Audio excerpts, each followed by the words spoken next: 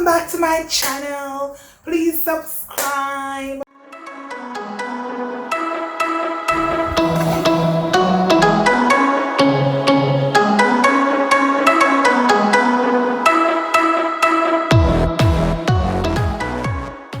So I have on my goals shirts. Goals.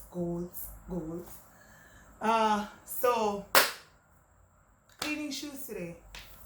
And in cleaning shoes, I'm going to have a monologue. We can dialogue in the comments. But we're going to talk about relationships. Hot topics. While I clean shoes. So, for my YouTubers, loving to the max. My friend Renee and her husband, Jerry, Mr. Mack, big up on yourself.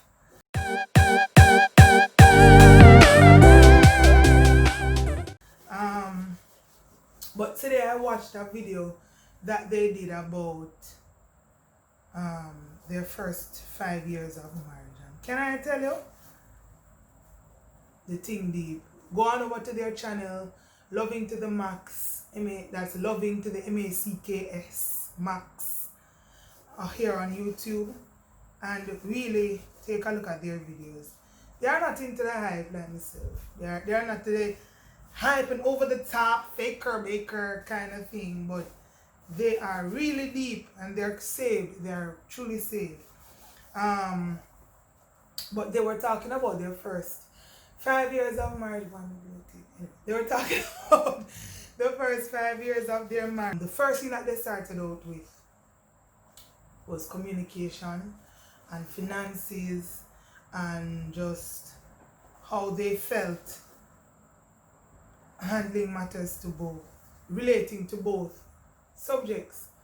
First of all, where Renee said that she was the independent girl kind of, yeah, I'm like, Lord, my love, down my alley, because I sort of like how I am, and in my mind I'm like, why not? After all, I'm single, I've been doing it on my own for so long. Like, what's there to really prevent that? But what it did was to remind me, because this is something that I've always like passed on to other folks. I've always said, when you're heading into a relationship, that individuality, I will never write in here. That individuality, you know, sometimes you have to release a portion of it. You'll still be your own self, but you see how as women, as career women, we tend to take on certain things and say, yo, I'm my own person, I can do this, I can do that. And one of the things that, you know, they discussed was how when they would go on vacations and she would just plan everything and pay for everything, because she'd be like, yo, I have my own money, like, I have my own coin, I got my coin, like, it doesn't matter what your financial situation is, husband, I got my coin, okay? So if I say vacation it is, because I got my coin. But, you know, it just brought home to me the importance of releasing that aspect of your singleness when you get married, and understand, you know, we're on generation here about my money and your money and whose money and whatever. But if you're really truly, you have to work out the financial aspects of your relationship. I believe, remember now, not known, so not take it as gospel. But I believe it's one of the discussions that persons ought to have, you know, as to how finances will be handled, you know. I think a family, you as an individual person, you need to understand how money ought to be handled even before you get married. Because you're single, but single and broke not cute. You see me? My pastor instilled this in me years ago. Prophet Michael Carter, years. I remember, like, I started the Celebration Church when I was in college. Listen. Me don't think no other college student did broke like me. I don't think so. But he still instilled certain principles, like the necessity of a budget, the necessity of working by that budget, by that spreadsheet, you know what I say? So I sort of carried those things with me through the years. So for a good budget sheet, I think it should still be there. Go on over to www.michaelcarterministries.org. www.michaelcarterministries.org. He has a really good budget sheet, and if you can go on Facebook, that's Prophet Michael Carter on Facebook, and search all the way back in some of the live videos that he broadcasted. He did it last year and I think the year before on budgeting. Trust me. It is one of the things that I think people should have. You should have a financial plan. For them to highlight that as one of the things that they had challenges with. You know, she said at one point that they were living, she was racking up the credit card, just going on vacations and things. Just have a financial plan. It is so important. And a lot of us are single people, because we're single, we just live life anyhow, and we rack up debts and we carry on because, oh, when I get married, I go married to a man with money. Yes, Lord, send him come holiday. Yeah. But you can't be a liability. You cannot be a liability to the person you're going to marry. You don't want somebody to be coming with you with so much, with baggage. Because a lot of the time, we think baggage, some baby mamas, or some horrible in-laws, but baggage is also your bad financial situations. That's baggage. Nobody no want them excitement in them life, my love. And that brings me to another point. Like, even though they said that they had the discussions before marriage as to what life would be or what they were expecting life to be, it was so eye-opening, I should say, for want of a better word, when she said that her expectations immediately changed. TD Jakes has a message, model homes. In one of the sermons, they spoke about evolving. And people are going to say, oh, you change after marriage. Child, you're supposed to be changing. You cannot live in a changing world and not be changing. The important thing is that we change together. It's evolution. Well, Lady Sarita Jake said that when the ministry just started, she was armor bearer. She was everything to Bishop, you know. Now, she doesn't have to do any of those things. He has armor bearers. He has persons who book his travels.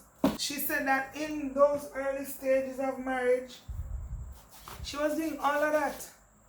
All of that. Now, he says that she's not doing that. It's a different level. You get what I'm saying? They have evolved. They have changed. He used to have to ensure that she has this and that. Now he's looking at her contracts, you know? So he's not the husband who has a regular wife per se. Now his thing as her husband is to make sure that she's getting the good deals. Like her book deals are panning out and her contracts are panning out and things. You know, so when she took on the new projects, he looks over the contracts, and you know that shows you how people evolve. So you won't always be you. Because stagnation don't profit nobody and they don't benefit nobody. You have to accept that your spouse is also going to change and their expectations of you will change. But one of the key things is communicating what your needs are. And if you do the research, you realize that majority of marriages are broken or they fail not because of sex, but one, because of money, and two, because of a lack of communication. Because people can't read people's mind. Like, there are a lot of memes going around on social media where them say, oh, he should have known, and if he knows me, blah, blah, blah. And when I'm quiet, he's like, oh, please, listen. Nobody's sending you to go speak anybody's ear off. But what I'm saying is, if there is a need for something, if you need something in your relationship, you ought to say it, because trust and believe, you cannot hold somebody responsible or accountable for satisfying a need that you did not express. You need to express that. And in the video, Renee said that she would just pile everything up, and he says that they would be just coming from vacation and she would go, I'm not happy. And she says that would be the culmination of all the feelings that she held back for so long. And in my mind, I say, that's deep. Because he said that when she said that, he'd be like, where does that come from? Of course, the man have asked where that come from. Like, we are come from vacation, though. We just had a good time. How you just up and up tell me how say you know happy. That makes sense. That makes sense. And women, the men are not like us. Most of my friends, admittedly, are males. And how they view things, it's so absolutely different from how we view things. And we sit down and we brood over things. And as women, that's in our nature. Oh, straight back. It's in our nature to hold things like we hold our children. We carry things. We carry children, you know. I mean, we carry life. And the same way, some of we carry malice and hard feelings. And the same way, a lot of us carry our emotions, our bad emotions, our bad vibes. Good vibes only. We carry those things and we hold on to it because, and then we hear, oh, I put my strength from my experiences. We are all a summation of our experiences. Good or bad, good and bad, all mixed in one.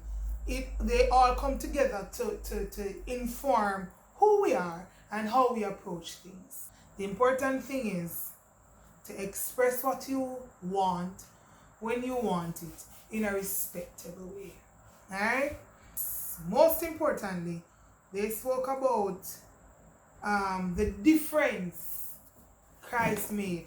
So they said that that video covered the first 5 years of marriage. It's a little long. It's an hour or so, but it's worth the watch. You definitely need a reference for your marriage. And as a Christian, I can only say the word of God. I can only recommend the word of God as a reference. That's my only recommendation. It's all I know. It's all I know. How they describe their lives before Christ and after Christ. No, as they so rightly said, it wasn't like an overnight thing where, ooh, accept Jesus now, so everything fits. It still took work and it's still taking work. And the relationship is still going to take work. But you can see where God is, and they can openly discuss the issues that they had in their marriage. They've been together for 17 years, married for 11 this year. And for them to be able to say that at the 5-year mark, where he recommitted his life and she gave her life to Christ, that was at that point that their marriage took a turn for the better. You know, it was just, it's so important that you understand that Christ is the center of it all. Jesus is the center of it all. It's not just for church, it's for life. It's for life.